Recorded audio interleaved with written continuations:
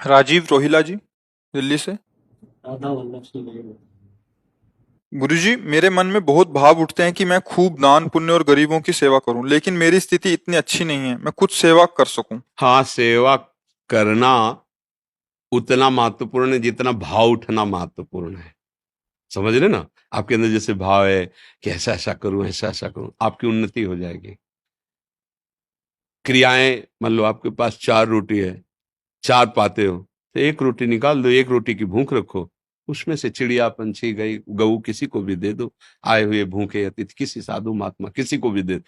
आपकी वो एक रोटी दूसरे के करोड़ों मन अन्नदान के बराबर नहीं होगी, क्योंकि आप उतनी सामर्थ्य वाले हैं और आपका भाव बहुत है। बस वो भाव काम कर जाएगा। समझ रहे हो?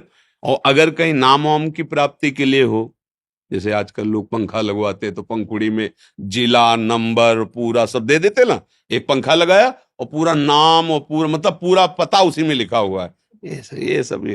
ये सब केवल मलिनता है, अहंकार की मलिन, ये सब नहीं।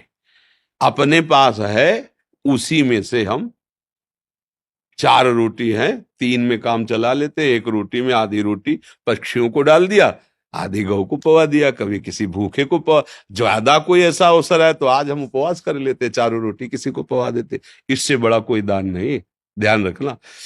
एक बार एक मुदगल नाम के ऋषि थे, वो सीलोंच वृत्ति से जीते थे। सीलोंच कहते हैं, ये शास्त्रीय शब्द है।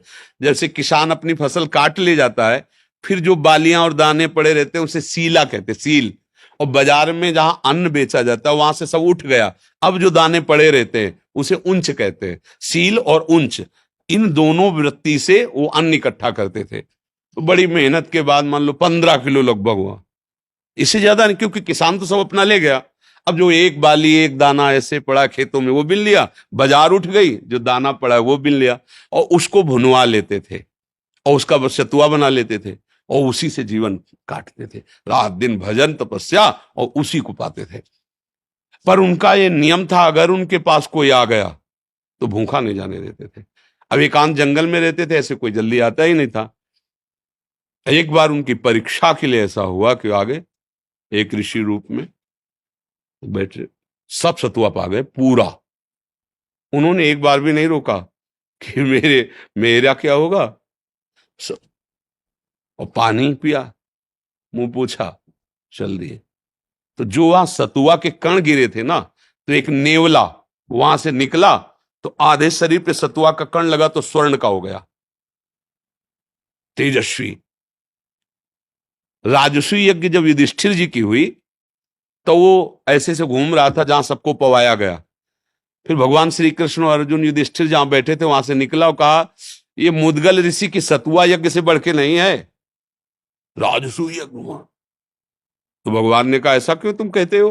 बोले, देखो सतुआ के कण लगे थे तो आधा में स्वर्ण का हो गया, यहां सब जगह घूम आया, हमारा एक बाल भी स्वर्ण का नहीं। तो हमारी बात समझ रहे ना? कितनी कठिन मेहनत से बीन बीन कर दाना वो एकत्रित करते, तो उनके द्वारा सतुआ यज्ञ की बराबरी भगवान जहां बैठे, राजसूय यज्ञ नहीं हुई। हमें जरूरत नहीं कि हमारे पास धन आवे, हमें जरूरत है जितना हमारे पास है उसमें से अपने परिवार का पोषण करते, अगर एक रोटी भी बाहर दे, वो बहुत बड़ा दान। समझ रहे ना? आपका भाव होना चाहिए। संपत्ति खास बात नहीं है, खास बात भाव है। भाव है ना, तो भगवान आपकी हर सेवा स्वीकार कर रहे हैं। काश हमारे पास ऐसा होता तो भगवान को फूल बंगला बनाता, प्रभु उसमें बैठते, 56 भोग। लग रहा है, हो रहा है, आपको इसका फल मिलेगा। ये कलयुग का विशेष प्रताप, कलिकर एक पुनीत प्रतापा, मानस पुण्य होई और नहीं पापा। तो इसलिए धन की आकांक्षा तो मत करो, पर भाव जो है उसमें जो है उसको सुरक्षित रखो, ये आपको लाभ प्रदान करेगा। और ये मत रखो कि ये गरीब है, मुझे, मैं बड़ा हूं इसलिए दे रहा हूं। नहीं नहीं, मुझे भगवान इस रूप में आके सेवा का सौभाग्य दे रहे हैं, ऐसा भाव। और धनी है मान लो ऐसे, चल बांट दो इनको, तो पुण्य तो मिल गया, लेकिन जो उसका लाभ मिलना चाहिए वो नहीं मिलेगा। इसका लाभ सीधे भगवान प्रसन्न हो जाए, सबके हृदय में भगवान बैठे, ये तुमसे हो सकता है। सबके प्रति भगवत भाव अवसर मिल जाए, मृदु वचन, जल और रोटी का टुकड़ा, ये तो कोई भी दे सकता है। सब अन्न खा के जीते हैं। आज हम उपवास करेंगे, आज का भोजन हम किसी को दे देंगे। मान लो हम गरीब हैं कि हम दोबारा अपने लिए भोजन तैयार नहीं कर सकते, इतनी सामर्थ्य नहीं, तो आज हम उपवास कर जाएंगे, मरेंगे नहीं।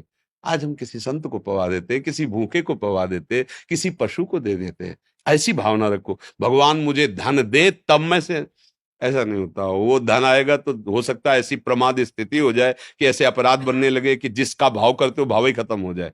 इसलिए बहुत सावधान होकर के चलो। भगवान जिस परिस्थिति में रखें बहुत अच्छा है, और भाव बढ़ाते चले जाओ। भगवान भाव के भूखे हैं, भाव का हूं भूखा हूं मैं, और भाव ही एक सार है। भाव से मुझको भजे तो भाव से बेड़ा पार है, भगवान के वचन। जी।